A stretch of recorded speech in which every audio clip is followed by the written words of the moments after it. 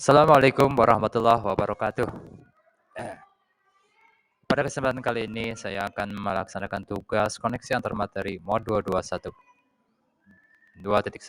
pembelajaran berdiferensiasi. Perkenalkan, nama saya Agus Sendi, CGP Angkatan 9, Kabupaten Tasikmalaya. Salam dan bahagia. Semua pengetahuan terhubung ke semua pengetahuan lainnya. Yang menyenangkan adalah membuat koneksinya. Arthur Auder Hage.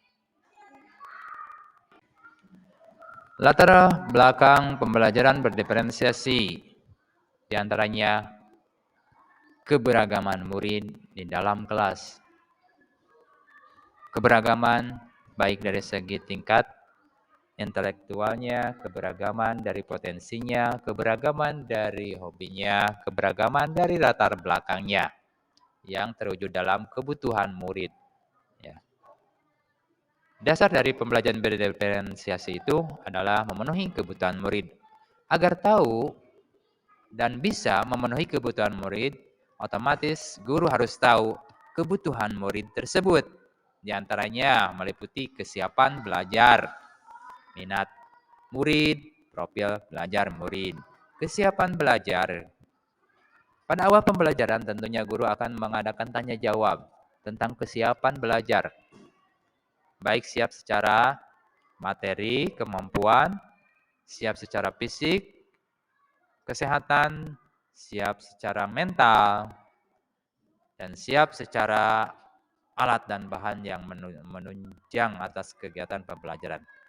Kemudian, kebutuhan murid atas minat murid.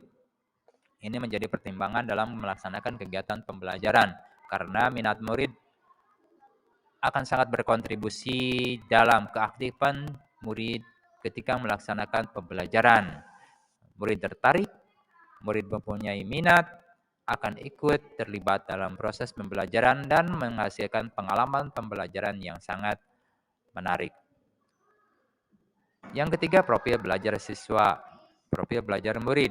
Di sini, profil belajar murid itu tentang hubungannya tentang gaya belajar murid, latar belakang murid, atau keadaan sosial murid, keadaan ekonomi di keluarga. Itu menjadi salah satu profil belajar murid.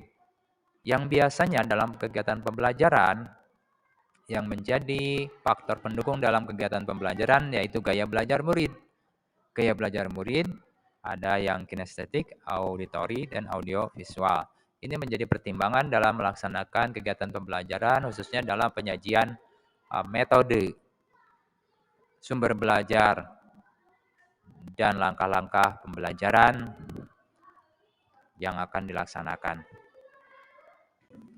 Landasan filosofi tentang pembelajaran berdiferensiasi menurut Ki Hajar Dewantara serupa seperti para pengukir yang memiliki pengetahuan dalam tentang keadaan kayu, jenis-jenisnya, keindahan ukirnya, dan cara-cara mengukirnya. Seperti itulah seorang guru seharusnya memiliki pengetahuan mendalam tentang seni mendidik. Bedanya, guru mengukir manusia yang memiliki hidup lahir dan batin. Pembelajaran berdiferensiasi merupakan pembelajaran dengan pendekatan untuk memenuhi kebutuhan siswa.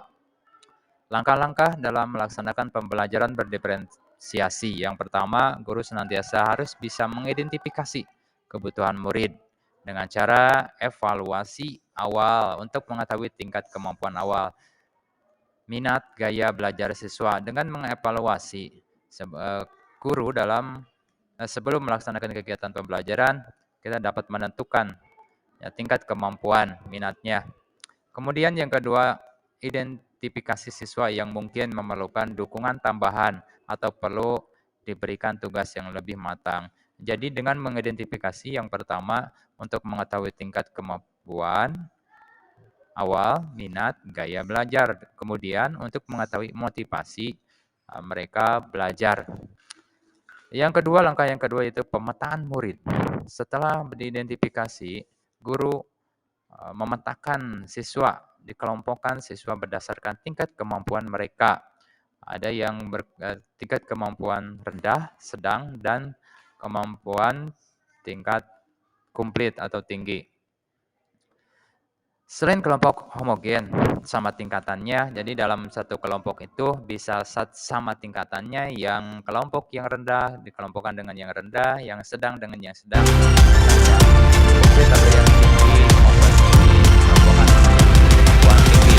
Tapi pertimbangkan juga kelompok heterogen atau dicampurkan, karena dalam pencampuran pengelompokan akan terjadi kolaborasi atau terjadinya tutor supaya saling memberitahu, saling berbagi pengetahuan. Langkah selanjutnya, diferensiasi konten. Diantaranya dengan kurikulum dan pengajaran dengan fleksibilitas agar bisa menyesuaikan kebutuhan murid. Kemudian, persiapkan beragam materi, budaya, dan pendekatan pembelajaran.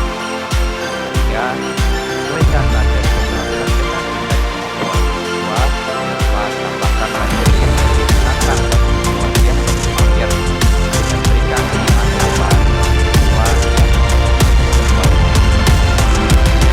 Selanjutnya, diferensiasi proses. Dalam proses pendidikan, kegiatan pembelajaran dilaksanakan dengan berbagai metode pendekatan alam perasa yang sesuai dengan kebutuhan karena mempertimbangkan gaya belajar siswa. Selanjutnya, diferensiasi produk.